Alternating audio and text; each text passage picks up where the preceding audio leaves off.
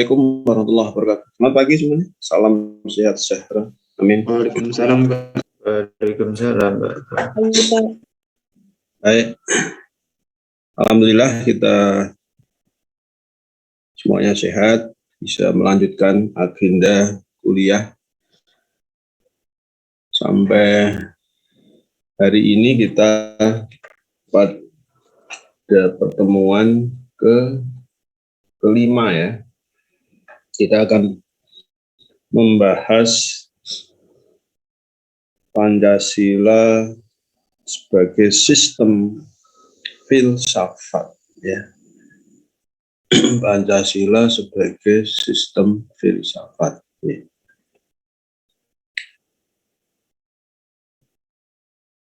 Tapi sebelumnya ada yang perlu saya konfirmasi. Pertama tentang tugas kelompok ya.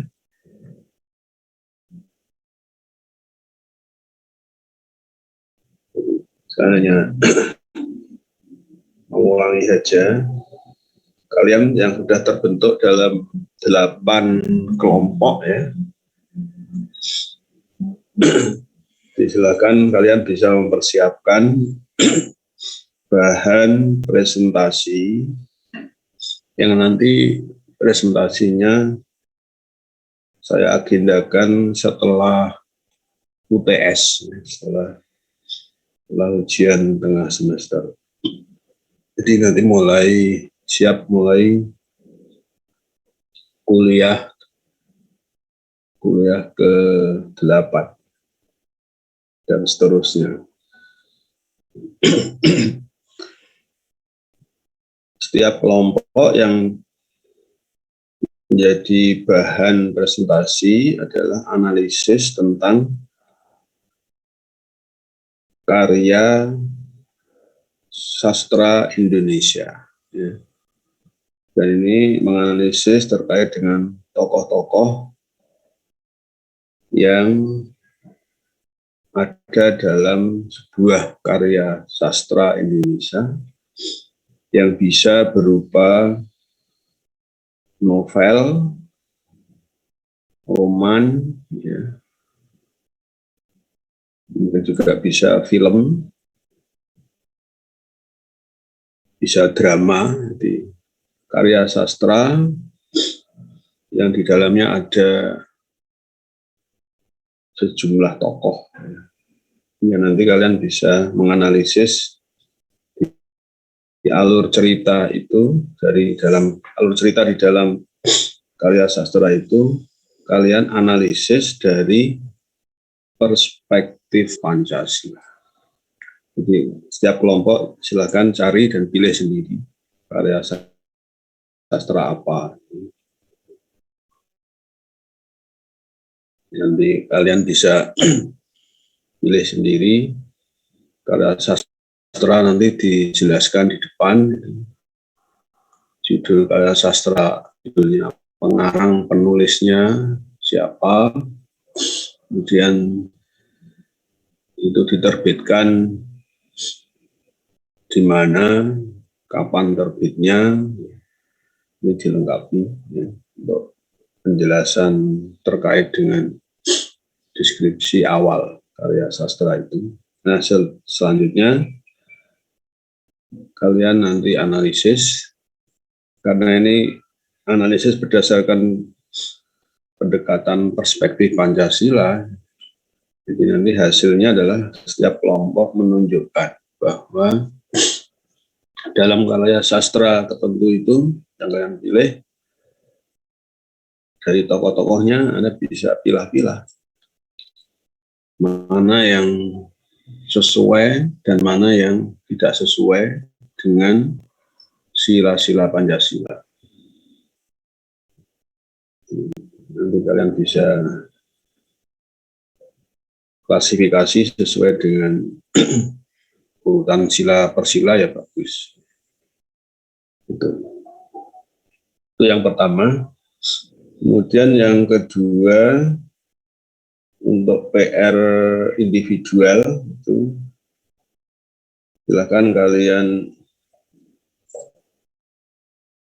ya, ini tugas individualnya ini dari buku ajar, ya. Buku ajar pendidikan Pancasila untuk perguruan tinggi yang diterbitkan oleh Kementerian Ristek Dikti tahun 2016. Kalian bisa buka di halaman 69 sampai 70. Itu ya, halaman 69 sampai ya, 2 halaman, ada di 2 halaman itu. 9 dan 70 itu ada tugas belajar lanjut, ya. Yakni ini tugas individual. Setiap mahasiswa silakan nanti mengumpulkan informasi.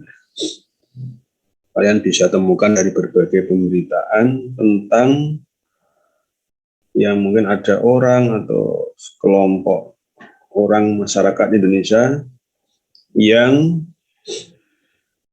arahnya itu menolak Pancasila sebagai dasar negara, dan juga pemberitaan tentang orang atau sekelompok orang yang tetap mempertahankan Pancasila sebagai dasar negara Indonesia. Menemukan, saya kira itu di berbagai pemberitaan, dan kalian bisa cari dan kalian analisis. Jadi, dan kalian bisa mengkritisi dari 2 pandangan yang bertentangan terkait Pancasila sebagai dasar negara. Ada yang menolak itu bagaimana, dan kalian bisa komentari. Kemudian pihak yang mempertahankan Pancasila sebagai dasar negara, itu argumennya bagaimana, dan kalian bisa mengomentari. Itu aja. Ya, itu sebagai konfirmasi. Sudah jelas ya? Ada yang tanya saya terkait dengan tugas kelompok dan PR individual? Kalau sudah ada yang jadi ya syukurlah. Jadi tolong dikumpulkan untuk PR individual, nanti dibantu untuk pengumpulannya. Kalau sudah jelas, saya akan lanjutkan membahas tentang Pancasila sebagai sistem filsafat, dan istilah lain juga bisa disebut ini pembahasan tentang filsafat Pancasila. Ya. Ada banyak buku-buku yang sudah terbit ya dengan judul Filsafat Pancasila. Nah, ini kita bahas hal-hal yang pokok bagian dari perkuliahan ini. Bentar, saya share screen dulu ya.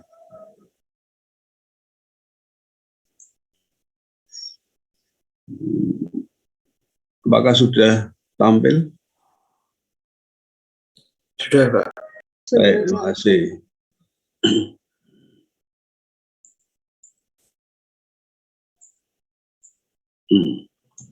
Ya, di membahas Pancasila sebagai dasar negara Indonesia. Pancasila juga kita bahas sebagai pandangan hidup bangsa. Pancasila itu dalam ketatanegaraan Indonesia menjadi bagian dari landasan yang fundamental bagi negara, yang itu tercantum di dalam pembukaan Undang-Undang Dasar 45. Nah, sebagai hal yang fundamental, hal yang memang ini dasar negara, ini perlu kita lengkapi dengan analisis secara filosofis. Telah melahirkan pemahaman tentang filsafat Pancasila. Dan memang Pancasila merupakan sebuah sistem filsafat, dan itu nanti mendasari pemahaman tentang Pancasila sebagai sistem ideologi. Saya besarkan. Ya. Saya awali dengan istilah filsafat, ya. Filosofi. Ya, apa itu filsafat? Ya, seharusnya kalau sekarang itu disebut sebagai sebuah cabang ilmu, keilmuan yang punya ciri khas sendiri, ya, pendekatannya juga khas. Tapi kalau kita melacak sejarah ilmu filsafat, ya, pada awalnya dulu itu muncul kajian filsafat itu sejak abad ke-6 sebelum Masehi. Ya. Jadi kalau kita bisa lacak di dunia barat, ya, dan di beberapa belahan lain juga muncul kajian-kajian filsafat itu di kawasan timur, ya, yang sekarang membentuk ada filsafat India, filsafat Cina, ini di kawasan Asia.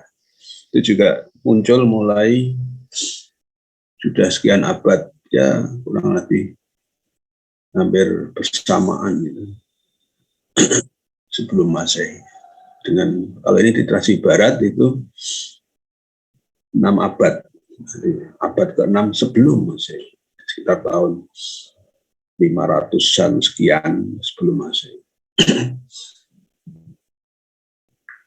Dan pada awal mulanya muncul benih-benih filsafat itu, ya, filsafat itu dipakai sebagai istilah, yaitulah satu-satunya keilmuan yang rasional, yang menggunakan logika, berpikir. Ya, cuma filsafat itu pada awalnya seperti itu. Jadi semua ilmu pengetahuan itu dulu itu satu, yaitu disebut dengan filsafat. Ya. Di dunia Barat, ya, itu di era Yunani zaman kuno, itu menjadi semakin berkembang pesat itu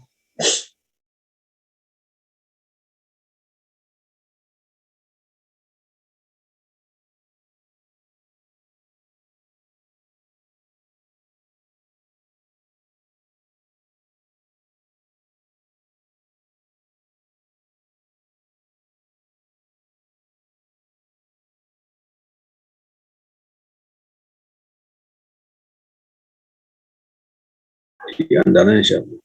Tentu kalian banyak mengenal beberapa sosok filsuf kuno. Aristoteles, Pak. Ya, itu betul. Salah satunya itu. Siapa lagi nama? Paling enggak ada 3 nama besar. Aristoteles, betul. Ada lagi siapa? Socrates.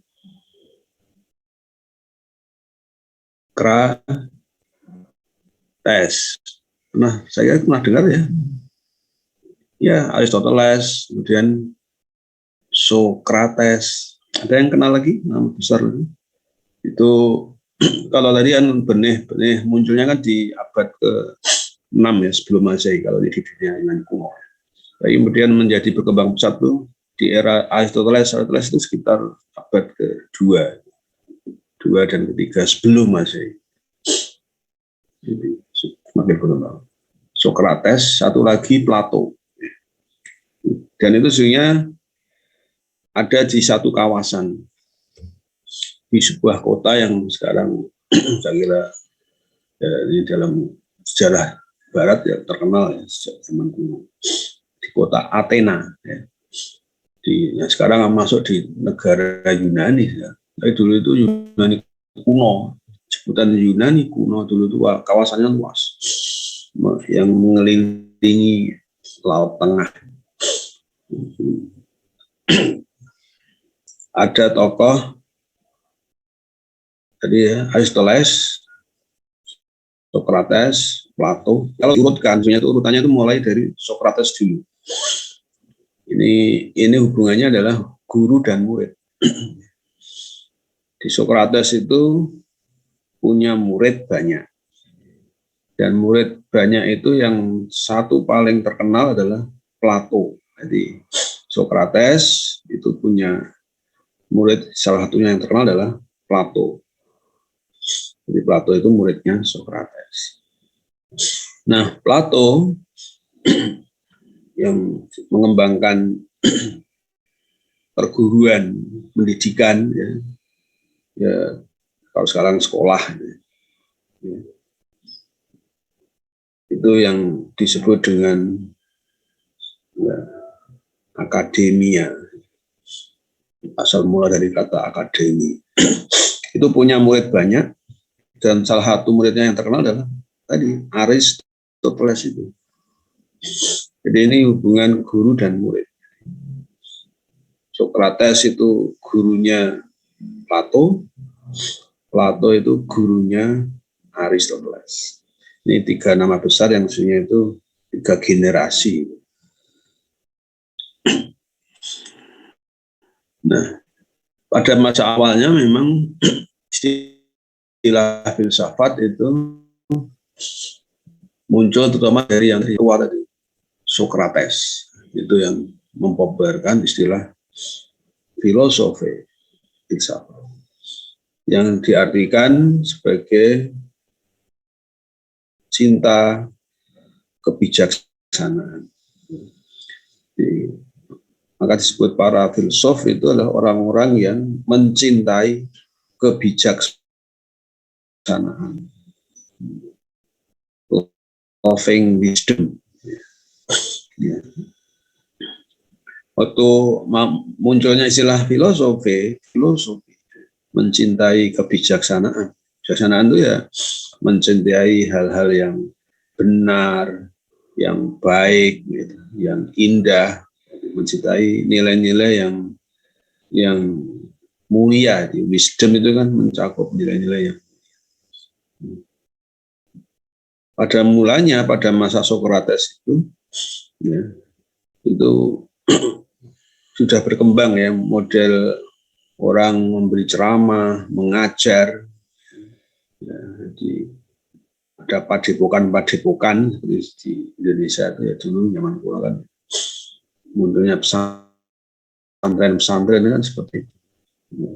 Ada perguruan, padepokan. Nah, banyak di antara masyarakat terpelajar ya, di Yunani kuno waktu itu, di Athena khususnya, itu memanfaatkan kepintaran, kecerdasannya itu mengajar kemana-mana itu hanya untuk kesombongan. Dan dari kesombongan itu dapat uang banyak. Jadi menjadi guru itu bukan mengajarkan prinsip pengetahuan, kebaikan, kebenaran, tapi melenceng, diartikan melenceng. Bahkan kadang-kadang mengajarkan itu sepenting itu pintar, muridnya bisa apa istilahnya, retorikanya itu, jadi bisa, sepenting bisa menarik orang, meskipun dengan ya kalau dalam bahasa sekarang itu bersilat lidah, terampil bersilat lidah, kadang-kadang tidak mempedulikan, tidak peduli pada aspek kebaikan, kebenaran, yang penting menarik. Ya. Nah itu kemudian dikritik oleh Socrates. Socrates adalah orang yang banyak mengkritik itu. Dan orang umumnya yang tadi yang menyimpang itu mengaku dirinya orang yang bijaksana, paling bijaksana. Jadi itulah para yang tadi guru-guru padepokan itu. Jadi mengaku sebagai orang sofis. Nah, dulu gitu. Jadi orang sofis mengaku sebagai orang yang sofia, yang bijaksana. Nah, Sokrates inilah yang mengkritik. Wah, itu udah pada mengajarkan sesuatu yang sudah melenceng.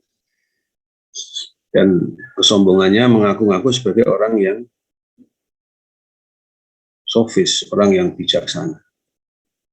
Nah, maka Sokrates dia mengambil sikap menolak gaya hidup seperti itu dan dia nggak mau disebut orang sofis. Di Sokrates, padahal Sokrates itu waktu itu ya banyak muridnya, termasuk yang paling terkenal, tapi dia nggak mau disebut orang sofis. Dia nggak mau sombong. Itulah sikap Sokrates yang kalau dalam bahasa agama itu tawaduk. Tawaduk itu apa istilah itu? Rendah hati. Jadi, kalau orang Jawa nyebutnya andap asor, tidak sombong, tawaduk. Maka muncullah istilah yang dipopulerkan oleh Sokrates itu dengan istilah pakai filein, mencintai. Jadi Sokrates, saya bukan sofis, saya bukan orang yang bijaksana, tapi aku hanyalah orang yang mencintai kebijaksanaan. Tapi saya bukan orang yang bijaksana, saya cuma mencintai hal-hal yang wisdom. Ini awal mula istilah filsafat ini ya sekedar prolog.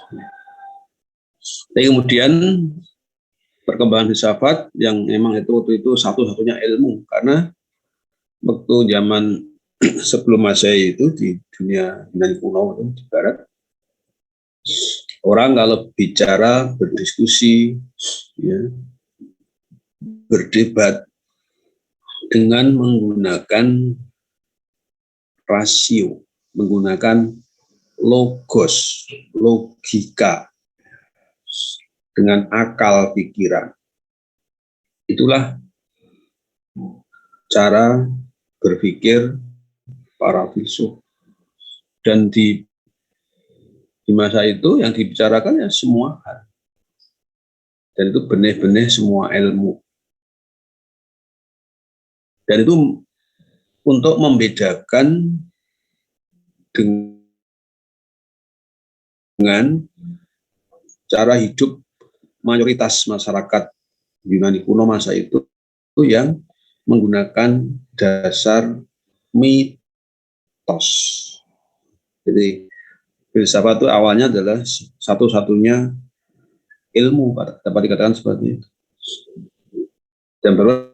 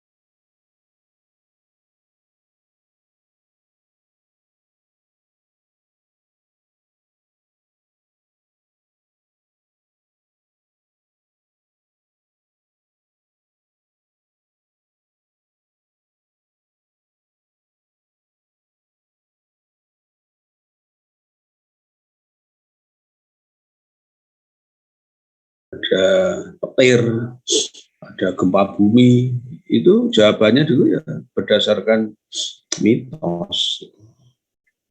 Dan itu hanya percaya dari warisan nenek moyang aja.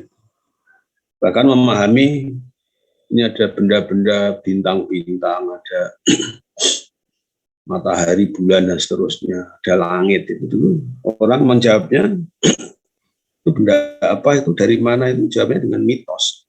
Dan mitos itu kemudian berkembang terus secara kita turun-temurun diyakini aja. Tapi sekarang kan berkembang keilmuan bahwa gempa bumi, ada pelangi apa itu ada kajian keilmuannya.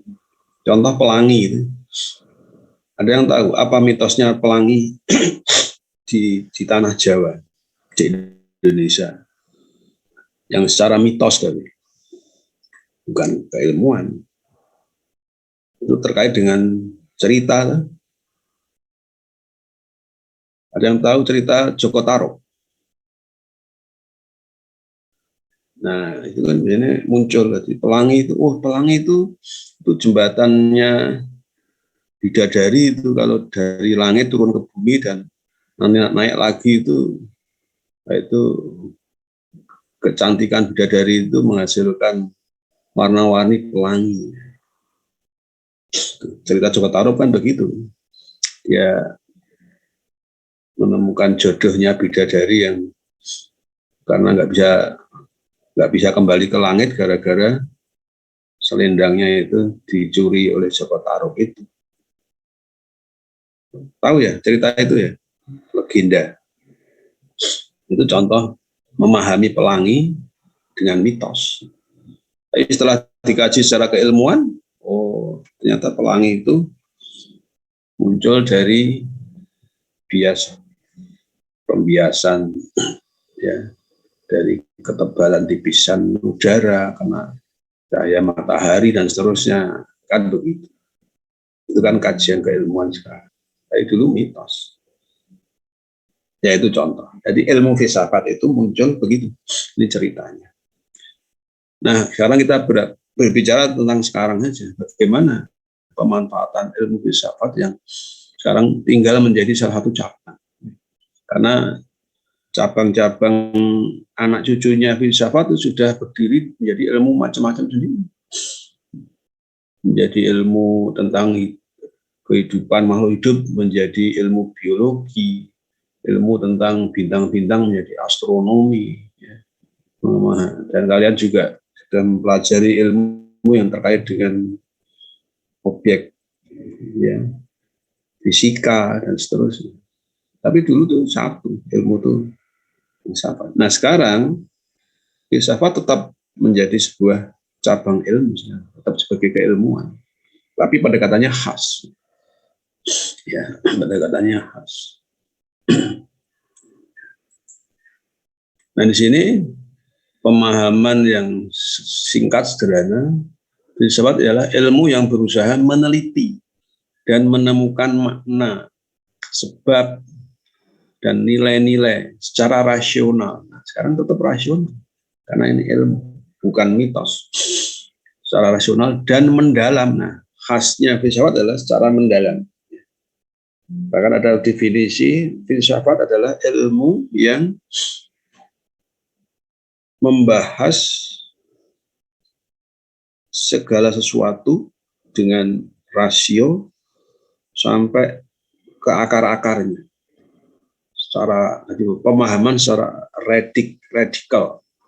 Radikalnya itu radik artinya kan akar, sampai seakar-akar. Jadi mendalam. Dan itu objeknya adalah segala yang ada, dibahas mengenai wujud sesuatu itu sampai mendalam. Ada yang menyebut dengan memahami tentang apa esensi sesuatu, misalnya yang bahas tentang atau substansi. Filsafat adalah ilmu yang membahas tentang substansi segala sesuatu.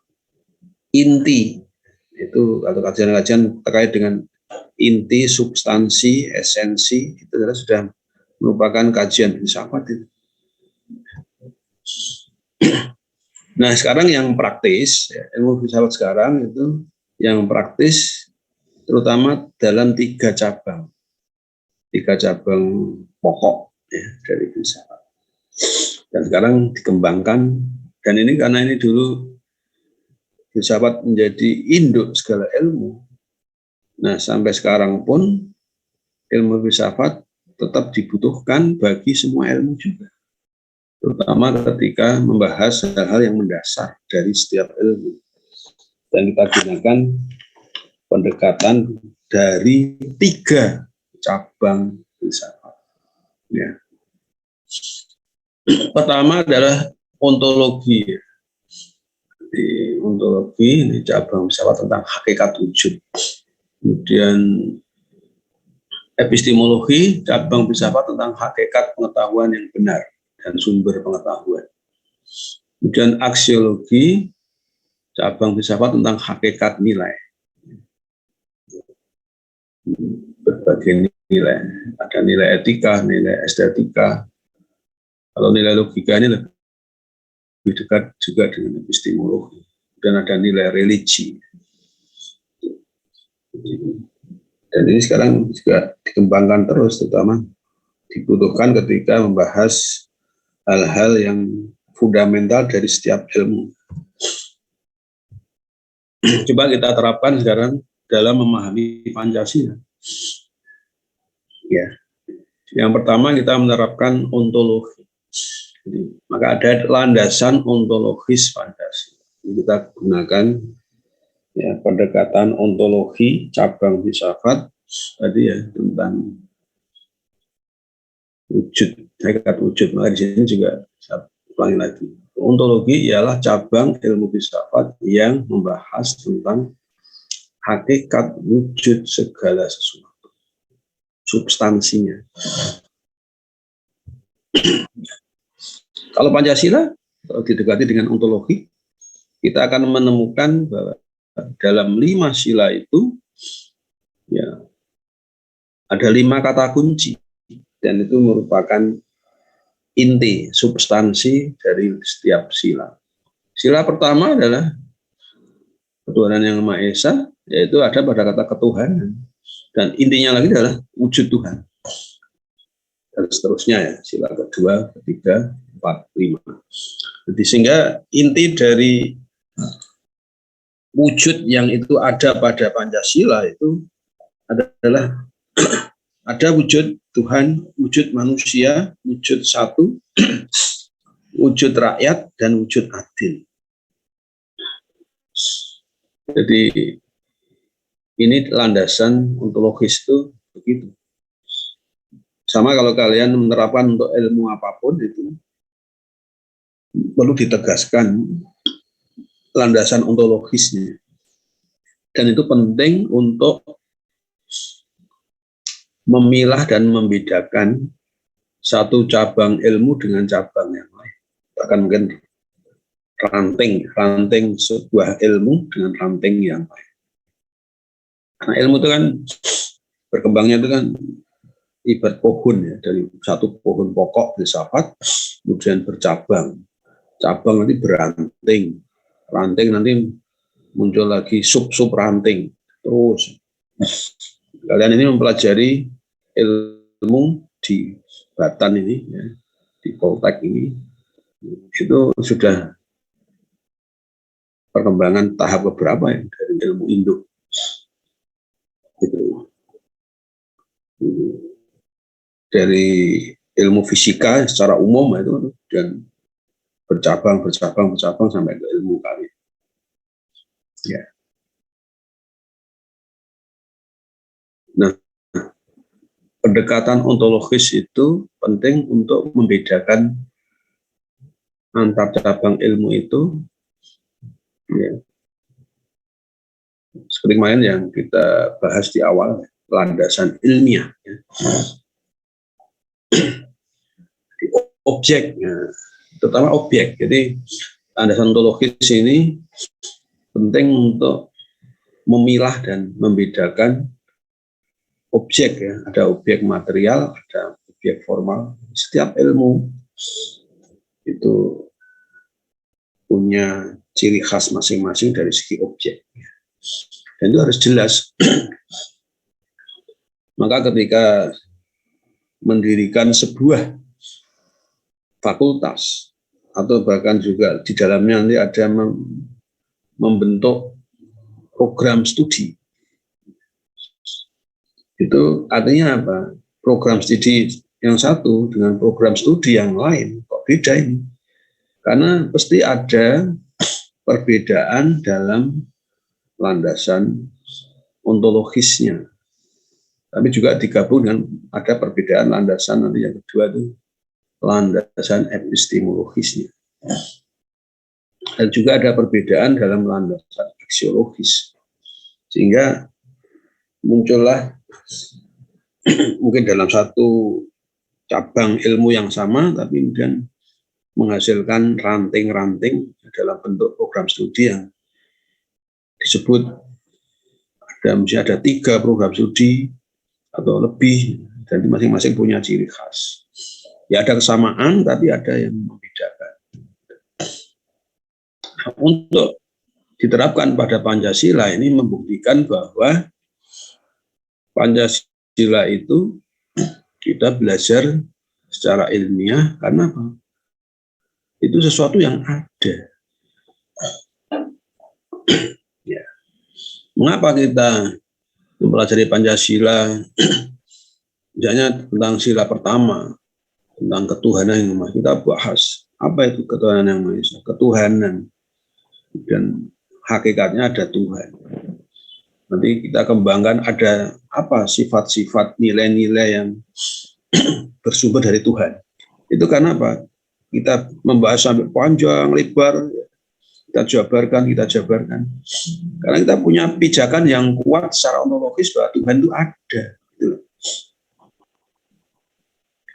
Lalu timbul pertanyaan mungkin, bagaimana kalau ada orang yang menyatakan bahwa Tuhan nggak ada? Di muka bumi ini ada nggak orang yang mengatakan bahwa Tuhan nggak ada? Ada kan? Siapa mereka? Orang ateis, Pak. Ateis. Nah, itu contoh. Contohnya begini maksudnya. Orang ateis dengan landasan ontologi berbeda dengan bangsa Indonesia. Orang ateis itu menyatakan Tuhan tidak ada. Sehingga mereka nggak pusing-pusing, ambil pusing, ngapain bahas tentang Tuhan. Bagi mereka kaum ateis itu ya Tuhan itu tidak ada, titik, udah nggak usah dibahas. Jadi ini contoh penting bahwa kita membahas secara ilmiah itu harus tegas dan jelas dulu bahwa yang kita pelajari itu ada. Ya. Ada landasan ontologis. Ya memang soal membuktikan Tuhan ada itu juga sebuah ilmu sendiri karena muncul beberapa argumen-argumen yang membuktikan bahwa Tuhan ada. Sementara bagi orang ateis, ya, mereka juga punya argumen sendiri.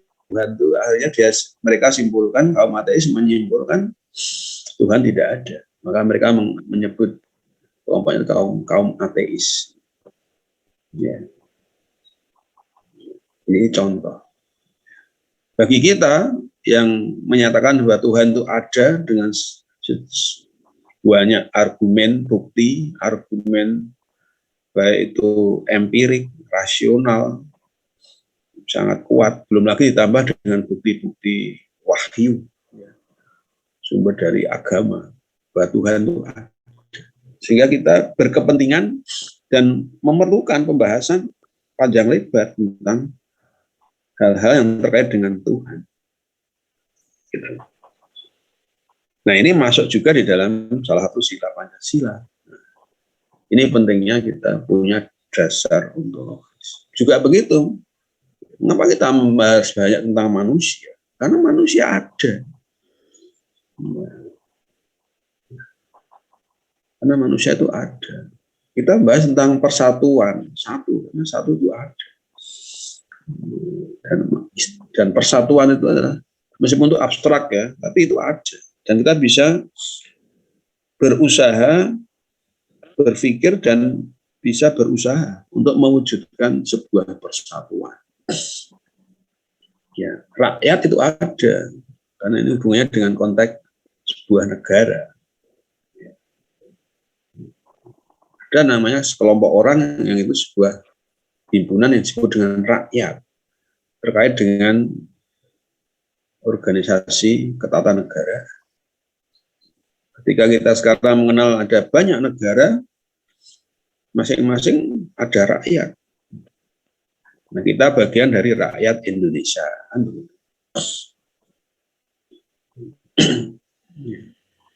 Ya memang kalau kita mau memaksa, menuntut, mau melihat rakyat itu kayak apa, ya memang susah. Kita bisa bayangkan saja secara logika. Tapi kalau kita mau memotret dengan kamera itu, mana tuh rakyat itu mana? Rakyat Indonesia, bisa nggak kita melihat, mengamati secara utuh rakyat Indonesia, kita menyaksikan dengan empiri, dengan kita memotret dengan kamera, ya nggak bisa. Nggak memungkinkan, karena rakyat itu himpunan sekian juta orang.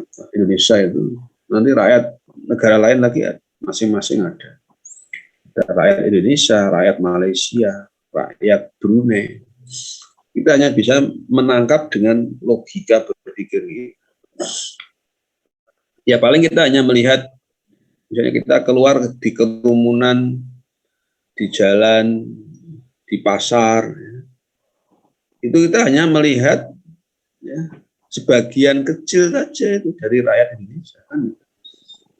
Kita kumpul di kampus, wah saya melihat rakyat Indonesia, tapi mana kecil. Tidak mungkin kita bisa mengamati secara total. Ya. Jadi itulah keterbatasan manusia. Hal yang sesungguhnya itu ada, tapi tidak semua bisa kita amati secara utuh. Bahkan beberapa itu betul-betul itu kenyataan yang abstrak. Dalam ilmu ontologi itu dibedakan bahwa wujud ya sesuatu yang ada itu bisa dipilah dalam dua kelompok, dua golongan. Pertama, wujud ada yang konkret, yang bisa diamati. Ya. Dan yang kedua, sebaliknya, ada wujud, jadi ada tapi abstrak. Jadi ada tapi abstrak, itu bukannya kok tidak ada, cuma nggak bisa diamati, tapi ada. Nah ini sering jadi perdebatan ya, antara kaum teisme berdebat dengan kaum ateis. Mengapa kaum ateis itu menyatakan Tuhan tidak ada? Karena mereka mengukur hanya dari segi ontologi itu yang konkret saja. Dikatakan ada kalau itu konkret bisa diamati. Kalau nggak bisa diamati, menganggap tidak ada. Nah, jadi itu pemahaman yang hanya tidak utuh ya, pemahaman orang ateis itu tidak.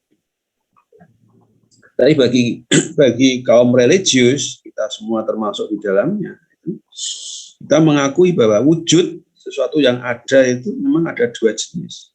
Ada yang konkret, ada yang abstrak. Ada yang bisa diamati, bisa dilihat, tapi ada yang tidak bisa dilihat. Bahkan sekarang untuk melihat sesuatu yang konkret itu pun semakin maju. Ya. Dulu yang sesuatu yang itu nggak bisa dilihat, sekarang dengan alat temuan baru, memakai kalau yang barang-barang kecil ya, dengan mikroskop dan seterusnya, itu kita bisa melihat. Jadi, karena kemampuan manusia sudah semakin canggih, ada alat-alat yang bisa memperbesar wujud konkret ribuan kali lipat. Misalnya alat mikroskop yang paling canggih. Sehingga bentuk wujud virus corona, karena ada alat yang canggih, kita bisa melihat, oh gambarnya seperti itu ya, maka disebut corona. Gitu. Itu kan barang konkret tuh. Cuman karena kita nggak mampu melihat benda yang sekecil virus itu. Tapi setelah ada alat, nah manusia mampu melihat.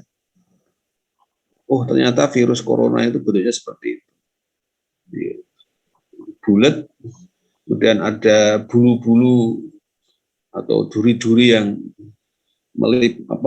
di sekitar bulatan itu kayak bola kecil, ya, tentu sangat kecil. Ya.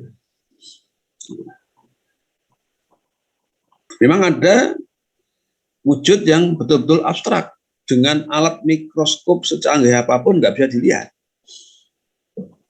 karena betul-betul abstrak.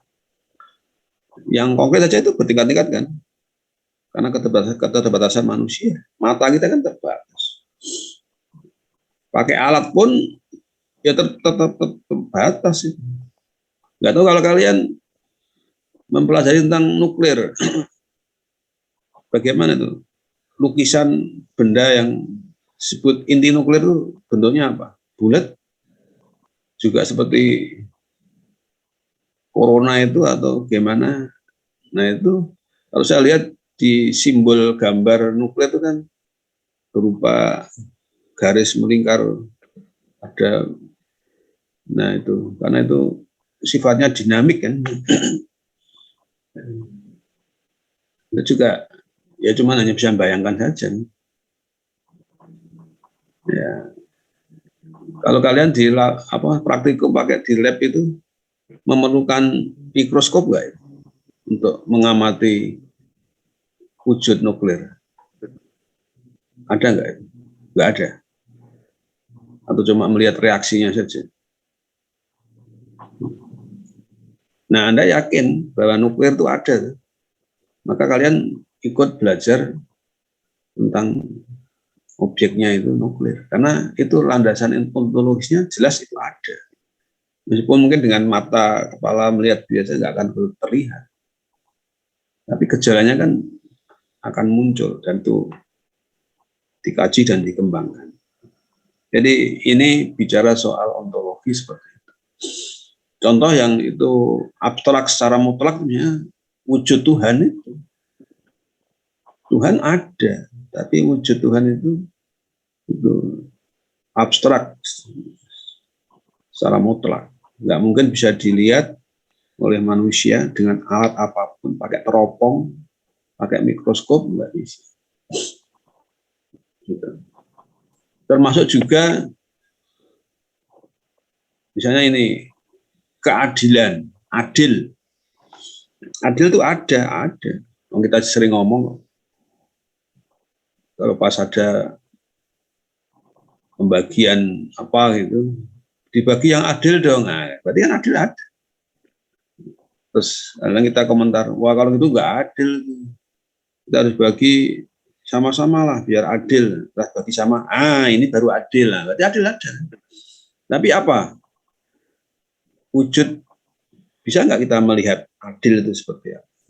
Nggak mungkin, itu sesuatu yang abstrak, tapi kita bisa merasakan. Ini contoh pendekatan ontologis itu yang penting kita yakin itu ada.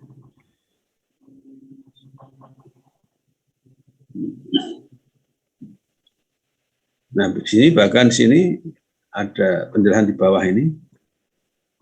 Semua wujud tersebut bersifat abstrak, umum dan universal. Nah, terutama ini yang kata-kata yang ini pakai awalan Tuhan jadi ketuhanan. Nah, manusia paling nggak bisa kita lihat, tapi kalau sudah menyebut ditambahi ke dan an, kemanusiaan, itu menjadi abstrak. Satu, kita bisa melihatlah dalam bentuk benda-benda. Ini saya pegang buku 1. Ini saya bawa ini HP 1. Tapi kalau sudah persatuan itu menjadi abstrak dan umum. Universal artinya itu berlaku untuk semua orang. Ya, kerakyatan itu menjadi abstrak umum. Rakyat itu ada, tapi kita hanya bisa melihat sebagian dari rakyat Indonesia. Tapi kerakyatan itu lebih abstrak. Juga keadilan. Coba kita sekarang dengan landasan atau dasar epistemologi. Nah, apa itu epistemologi? Tadi ya terkait dengan pengetahuan yang benar. Kita ulangi lagi, epistemologi ialah cabang ilmu filsafat yang membahas hakikat kebenaran pengetahuan manusia. Nah, setiap ilmu itu juga perlu punya landasan, punya dasar epistemologi. Terutama apa? Kalau dalam setiap ilmu. Penerapan epistemologi pada setiap ilmu itu apa maksudnya? Itu terutama dalam hal metodologi. Gitu. Setiap ilmu kan punya itu metode. Salah satu ciri ilmiah metode, ya, bermetode. Nah, ini pendekatan epistemologi. Metodenya itu jelas. Landasannya jelas dalam rangka untuk menangkap pengetahuan yang benar. Itu ada metodenya. Kalau zaman kuno dan sekarang masih ada itu mitos tadi itu juga yang masih mempercayainya itu mengatakan itulah pengetahuan benar, tapi metodenya hanya percaya, dan percaya itu bukan pendekatan ilmiah. Kalau ilmiah kan pakai logika, rasio, berpikir. Tapi juga kalau kita mengembangkan keilmuan yang terkait dengan keyakinan, itu juga bisa. Tapi yang penting pengembangannya itu pakai rasional. Ya. Tidak hanya percaya titik berhenti, enggak, tapi harus pakai rasio. Sehingga misalnya mitos yang sudah berkembang zaman kuno, itu sekarang pun banyak yang orang kemudian memahami mitos itu secara rasional. Oh, ternyata mitos ini itu maksudnya begini. Ketemu alasan rasionalnya. Tapi kalau mitos murni itu orang nggak pakai berpikir, pokoknya percaya itu benar, titik, udah, terus diikuti ya gitu aja. Nah, itu namanya tidak mengembangkan akal, tidak mengembangkan keilmuan.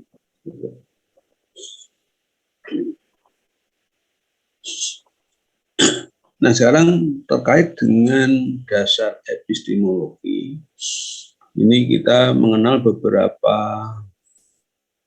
aliran, ya, aliran atau jenis-jenis kebenaran. Pertama ada kebenaran empirik. Jadi pengetahuan itu benar jika ada bukti empirik. Nah, ini yang aliran dan jenis kebenaran yang pertama. Apa empirik? Empirik itu adanya kesesuaian benda dengan tangkapan indera manusia, panca indera. Disebut dengan kebenaran korespondensi, kesesuaian antara objek, ya, bendanya itu sesuai apa yang dilihat berdasarkan pengamatan. Mengatakan sesuatu sesuai dengan apa yang diamati.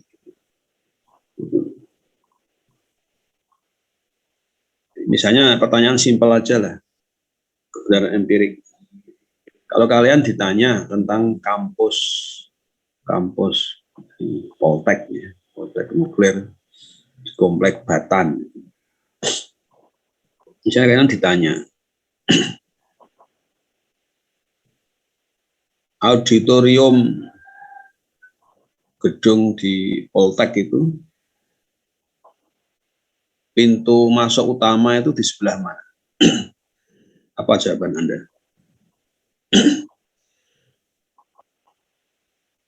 Menghadap ke barat, ada di sebelah barat, ada sebelah utara, sebelah timur atau selatan? Pintu utama masuk ke auditorium. Apa jawaban kalian? Pintu gerbang auditorium di sebelah mana?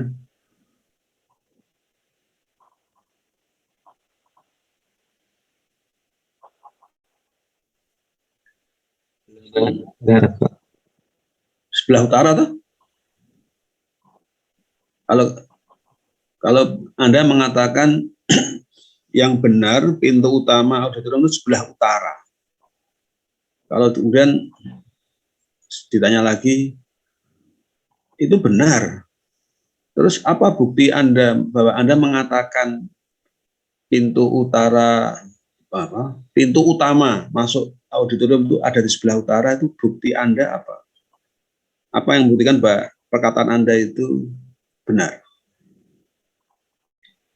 Apa jawaban Anda? Karena saya telah gimana? Telah hadir dan melihat itu, betul nggak? Itu empirik berarti. Jadi jawaban tadi bahwa pintu utama masuk auditorium ada di sebelah utara itu bukan ngarang, tapi betul-betul sudah kalian amati, sehingga oh benar. Coba kalau itu ditanyakan pada orang yang belum pernah masuk Komplek Batan, kira-kira jawabnya apa? Ada orang siapapun itu, dia belum pernah masuk ke Komplek Batan, belum pernah masuk ke Komplek Auditorium Poltek itu, terus ditanya seperti itu, apa kira-kira jawabannya? Ditanya pintu masuk auditorium Poltek Batan itu ada di sebelah mana? Kira-kira apa jawaban orang yang dia belum pernah masuk sini, belum pernah melihat? Apa kira-kira jawabannya? Paling aman apa jawabnya? Saya tidak tahu kan gitu, karena belum pernah masuk ke situ, ya kan? Belum pernah melihat, dan dia belum pernah mendapat kabar dari orang yang pernah melihat. Dia akan mengatakan paling aman, oh saya nggak tahu, saya belum pernah masuk ke komplek gedung Poltek nuklir, hingga di sebelah mana saya nggak tahu. Itu contoh sederhana. Jadi kebenaran empirik seperti itu, mengatakan sesuatu yakin benar karena telah mengamati. Nah, begitu.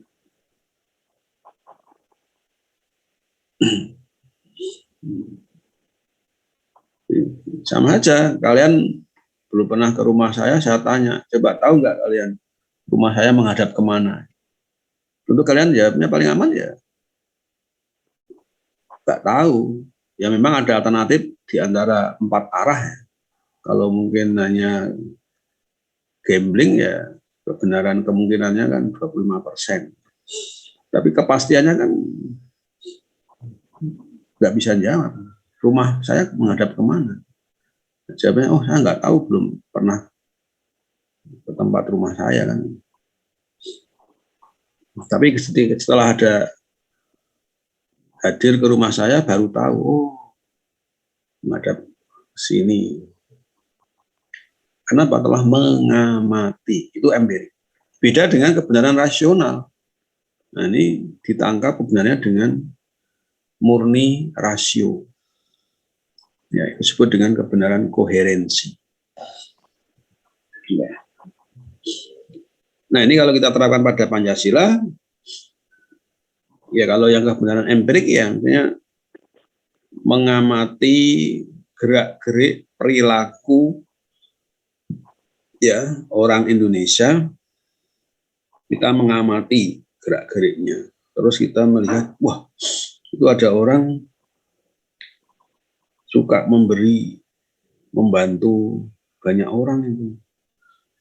Nah, saya lihat dia menyantuni orang-orang miskin. Wah, itu sesuai dengan nilai-nilai Pancasila. Itu mengamati. Kalau rasional itu menggunakan rasio. Gitu. Kalau contoh sederhana apa itu? Kebenaran rasional. Nah, ini biasanya malah kalau dalam keilmuan dasar itu contoh yang gampang adalah matematika. Berhitung itu kan kebenaran rasional. Orang bisa menemukan kebenaran hanya dengan rasio tanpa menggunakan pengamatan indera. Ya. Coba kalian ditanya sederhana saja. 4 ditambah 5 berapa? Kan 9. Jawaban simpel itu, kalian nggak perlu menggunakan melihat dengan mata, nggak perlu. Mendengarkan dengan telinga, nggak perlu. Itu langsung jawabannya dengan rasio aja. 4 tambah 5, 9. Dengan pejam mata pun ya jawabannya 9. Nah, biasanya mengajarkan berhitung matematik itu pada anak-anak balita itu memang kalau diajari langsung dengan rasio murni itu susah. Maka dibantu dengan namanya alat peraga. Agar apa? Membimbing anak-anak balita itu mengenal menghitung itu dengan empirik, hanya untuk membantu saja. Sehingga kalau mengajarkan anak-anak di TK misalnya 4 tambah 5 itu harus pakai peraga. Misalnya pakai lidi itu ya. Dipotong-potong lidi jumlahnya 4. Nanti terus kemudian satu kelompok lagi ada 5. Terus digabung, terus suruh ngitung semua berapa? Dihitung 1, 2, 3, 9. Nah, kan itu peraganya. Tapi kalau bagi orang yang dewasa, sudah pakai rasio murni, sudah otomatis. 4 tambah 5, 9. 3 kali 2, 6. Itu udah pure rasio, tak terbantahkan. Ada lagi kebenaran pragmatik. Nah, ini aliran yang di luar empirik rasional, ada lagi aliran pragmatik. Dan bagi penganut aliran pragmatik ini menyatakan bahwa pengetahuan itu benar jika bermanfaat. Jadi belajar keilmuan itu mana yang bermanfaat itulah yang benar. Kalau toh itu ada kita belajar sudah pakai rasio, pakai empirik, tapi kok nggak ada manfaatnya, itu dianggap pengetahuan itu ya sia-sia, dibuang saja, nggak ada nilai kebenarannya karena nggak bermanfaat. Ini aliran pragmatik. Jadi misalnya memahami tentang benda, ya. Misalnya meja, kursi. Itu kalau orang mempelajari meja, kursi cuman hanya melihat menatap benda itu, ya paling hanya sekedar empirik, rasional, gampang. Oh, kursi itu kakinya 4. Tapi kalau itu mengandung asas manfaat, itulah baru bermakna. Contohnya apa? Ini kursi kalau kakinya 4 akan kokoh, sehingga untuk duduk kuat. Jadi manfaatnya itu. Sehingga pemahaman tentang kursi dengan kaki 4, dengan susunan yang kokoh, nah itu memberi manfaat. Kursi itu akan kuat untuk diduduki, nah itu baru benar. Karena itu bermanfaat. Contohnya seperti itu. Kemudian satu lagi, ada kebenaran revelasi, kebenaran wahyu. Nah, ini memang dari awal orang mengikuti kebenaran revelasi memang berawal dari percaya, memang dalam konteks agama ya, dengan iman. Tetapi dalam perkembangannya memang kebenaran wahyu itu tidak berhenti pada iman percaya titik, ya. Tetapi dikembangkan dengan analisis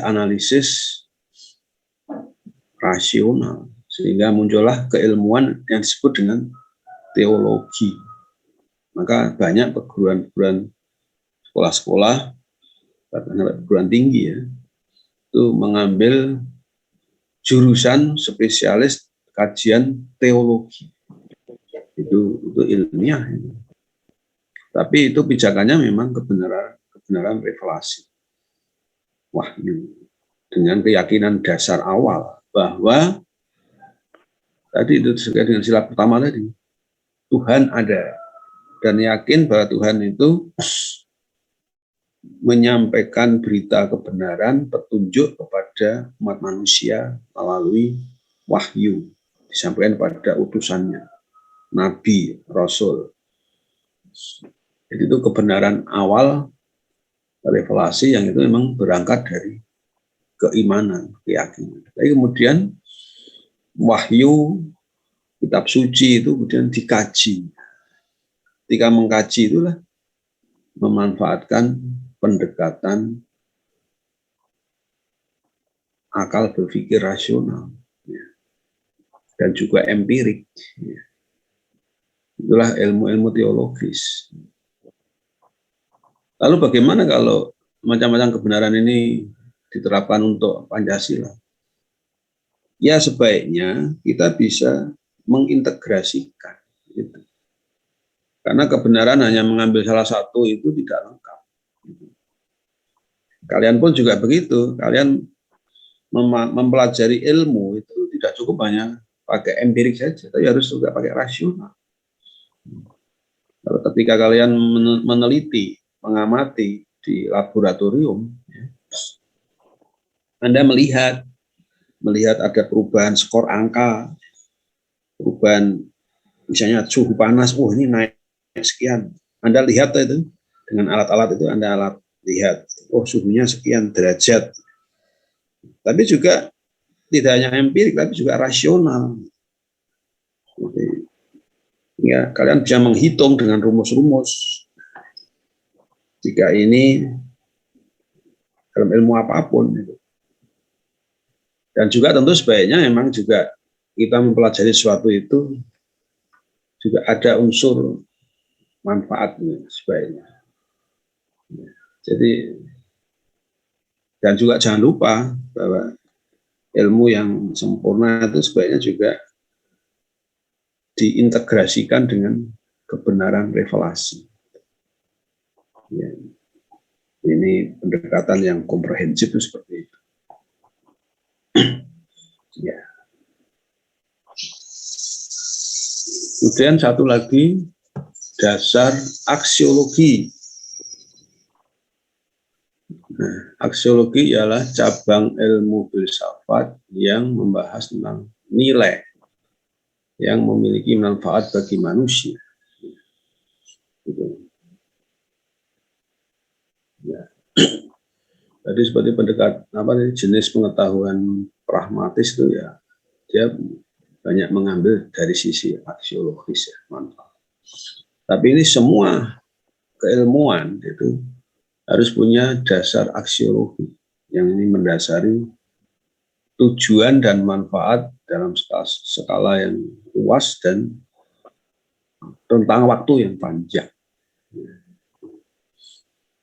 Nah, Pancasila juga harus jelas itu dasar aksiologi. Kita mempelajari Pancasila ini dengan dasar aksiologi, kita harus menekankan pada nilai-nilai manfaat bagi manusia. Ya. Maka di dalam Pancasila kita perlu membedah, menggali etika yang ada di dalam Pancasila. Nanti kita akan bahas sendiri ya. Pancasila itu memang sebuah sistem etika, berpijak pada nilai-nilai etika dalam setiap sila. Dan ada nilai keindahan, estetika, nilai keindahan. Pancasila juga mengajarkan pentingnya kita membangun estetika dalam kehidupan, dalam pergaulan. Kita jangan menyepelekan tentang estetika. Maka perlu ada misalnya cara bicara yang sopan, ya, tutur kata yang baik, pergaulan ketika kita ketemu teman. Jadi dalam berbahasa pun juga penting. Ya, etika sekaligus estetika. Kita menggunakan kalimat-kalimat yang indah, penting juga. Sehingga kita berbicara itu tidak sekedar etis, tapi juga estetis. Ya. Kalau etika itu kan bicara yang tidak menyakiti orang lain, tapi juga bahasa yang dikemas dengan indah itu akan semakin bagus. Sehingga kita bergaul itu rasanya indah. Kemudian nilai yang tertinggi, nilai kesucian. Ini terkait dengan religi. Nilai kesucian. Jadi kita berperilaku ya, dengan niat ya, ikhlas. Kita berbuat baik itu ikhlas. Kita membantu orang ikhlas. Itu adalah nilai kesucian. Karena apa? Karena di dalamnya itu dia berbuat baik itu tidak sekedar ingin membantu orang, titik. Dia berbuat baik tidak sekedar, apalagi malah melenceng. Bisa saja orang berbuat baik biar dipuji orang, melenceng. Tapi dia arahkan, dia sandarkan, berbuat apapun itu yang tadi yang baik, yang indah itu atas dasar apa? Ikhlas, hanya berharap pada pahala balasan dari Tuhan. Nah, itu nilai kesucian. Apalagi diarahkan bahwa dia berbuat baik itu membantu banyak orang, ya, menolong banyak orang itu biar nanti di kehidupan di akhirat itu masuk surga. Itu nilai kesucian, dorongannya ke sana. Tidak ingin sombong, tidak ingin pamer dalam bahasa agama kita, tidak melakukan ria, ya, ria istilah bahasa Arab. Tapi ikhlas. Jadi contoh yang gampang, nilai kesucian itu dalam berbuat itu ikhlas. Ikhlas itu artinya menyandarkan balasan hanya dari Tuhan. Jadi kalau kita berbuat menolong orang, berbuat baik, kita jangan sampai menyakiti orang, kita jangan sampai menyinggung orang, karena itu nanti dosa. Dosa itu nanti balasannya akan ada siksa. Itu adalah sandarannya adalah nilai-nilai religi.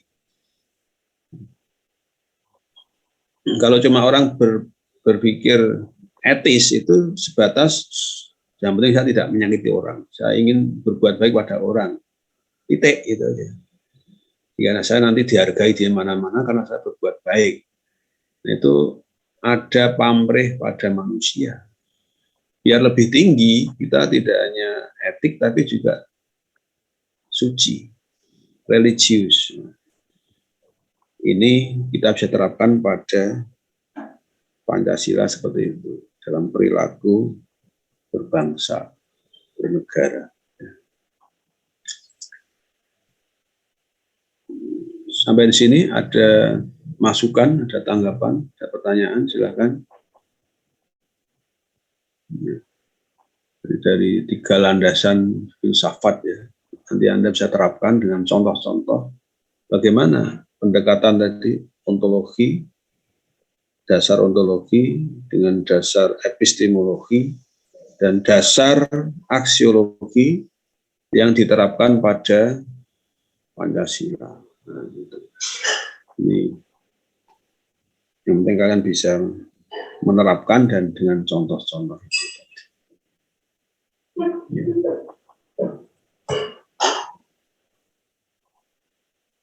Nah, sedikit lagi ini masih terkait dengan pemahaman filsafat Pancasila, kita bisa juga memahami hubungan antar sila. Hubungan antar sila bahwa Pancasila itu satu kesatuan. Yang ini bisa dipahami tiga sisi, tiga bentuk kesatuan. Jadi 3 formula kesatuan. Ada kesatuan organik, ada kesatuan hierarkis piramidal, dan ada kesatuan saling menyifati, saling mengkualifikasi. Jadi 5 sila Pancasila itu kita telaah ternyata punya relasi yang integral. Satu kesatuan organik.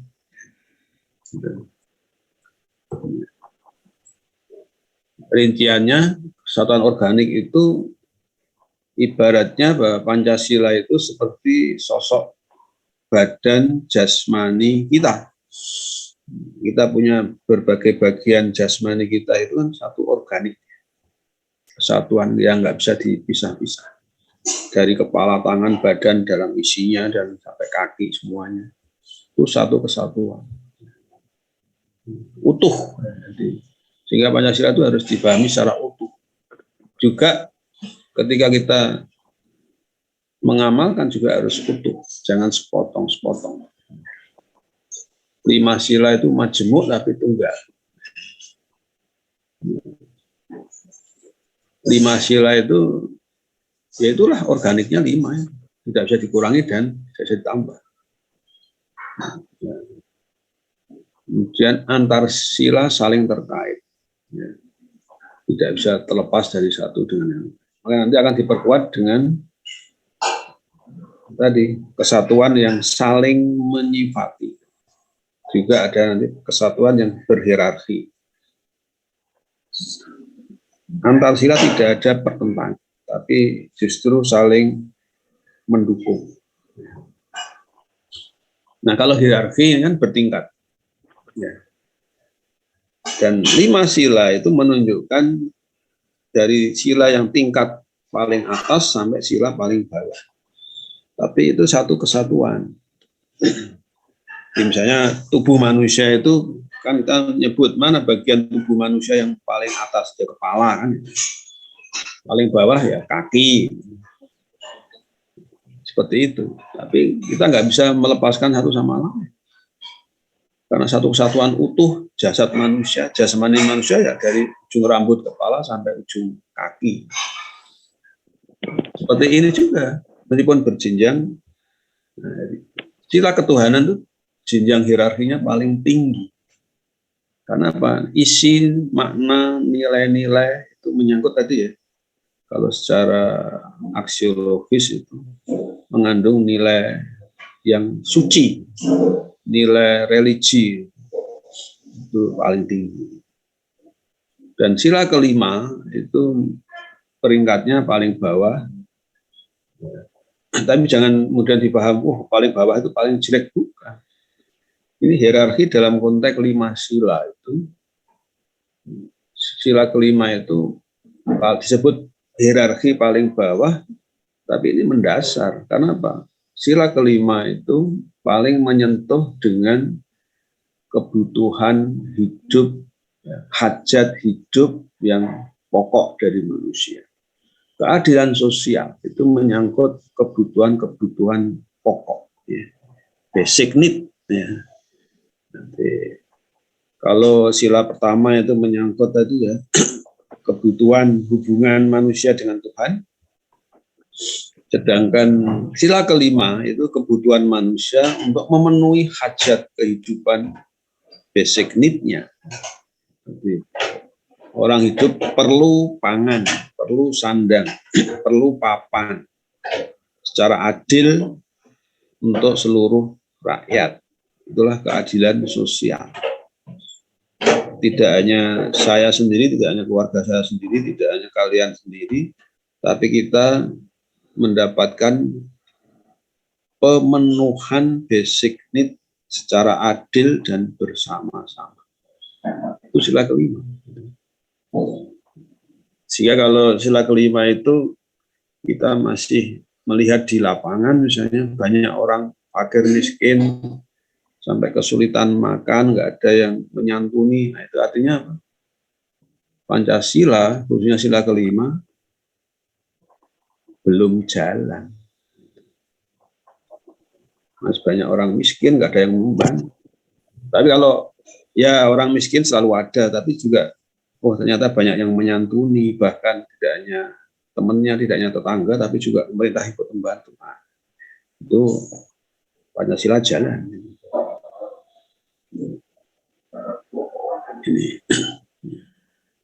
Ini pemahaman hierarkis piramida. Kemudian terakhir, kesatuan tadi yang saling menyifati. Ini memperkuat kesatuan organiknya. Ya, bahwa sila yang satu itu mengisi, saling menyifati sila yang lain. Jadi, maka kita mengamalkan sila ketiga misalnya. Jangan lepas dari sila pertama, jangan lepas dari sila kedua. Itu namanya saling menyifati. Apa sila ketiga apa toh? Persatuan Indonesia, ya, kebangsaan. Kita rukun damai dengan teman masyarakat sekitar, sehingga bangsa kita utuh, nggak ada konflik. Nah, itu sebaiknya memang tidak berhenti di situ, tapi juga di situ di dalamnya ada disifati sila pertama. Jadi kita rukun damainya itu sama-sama mendasarkan pada pengamalan agama kita. Agama mengajarkan seperti itu untuk rukun. Apalagi kita misalnya dalam kelompok sedang beribadah sama-sama berjamaah, nah itu contoh yang gampang itu mewujudkan sila ketiga diwarnai disifati oleh sila pertama, rukun damai sebagai umat beragama beribadah bersama, tidak ada konflik. Itu contoh yang sederhana. Juga begitu, kita mengamalkan sila ketiga, juga jangan melupakan sila kelima. Harus disifati. Kita dalam rukun damai itu juga diwujudkan dalam keadilan. Siapa yang berlebih rezekinya, yuk kita bantu tetangga, saudara yang membutuhkan. Oh, ada teman kita sakit, kita bantu. Itu kan membentuk persatuan sekaligus juga memenuhi kebutuhan hajat teman kita yang lain, memenuhi hajat tetangga, sahabat. Jadi itu contoh. Sila ketiga juga disifati oleh sila kelima. Dan itu antar sila begitu. Ya. Jangan sepotong-sepotong. Ya, sekian ini paparan saya dengan beberapa contoh, dan kalian bisa mengembangkan lebih lanjut ya. Paling enggak kalau nanti dalam ujian Anda diminta memberikan contoh-contoh itu bisa kaya dengan contoh-contoh. Ya. Sekian kiranya yang dapat saya paparkan untuk kuliah pagi ini. Kalau ada komentar, ada pertanyaan, silahkan. Nah, mengenai pendalaman lebih lanjut untuk bahasan tentang Pancasila sebagai sistem filsafat atau filsafat Pancasila, silakan kalian juga pelajari ya dari buku ajar e-book itu. Ini ada di bab 5 ya, silakan. Bab 5 itu judulnya Mengapa Pancasila merupakan sistem filsafat. Silakan nanti kalian pelajari bab 5. Ya, demikian. Mudah-mudahan kalian bisa mengambil pelajaran banyak dari apa yang saya sampaikan. Apakah dirasa cukup atau ada masukan, ada pertanyaan, silahkan. Silahkan.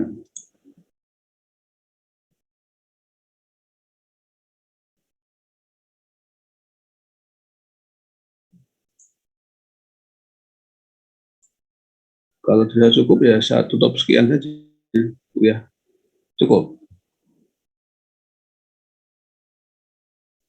Mungkin cukup. Ya, terima kasih ya. Dan tolong juga untuk presensinya pokoknya dibuatkan link tiap kuliah. Ya, sudah. Terima kasih ya, Mas Raffi ya. Iya, Pak. Salam sehat semuanya. Saya tutup sekian. Assalamualaikum warahmatullahi wabarakatuh. Sampai ketemu. Salam sehat semuanya. Waalaikumsalam. Waalaikumsalam warahmatullahi Terima kasih, Pak. wabarakatuh. Selamat pagi, Pak. Terima kasih. Sama.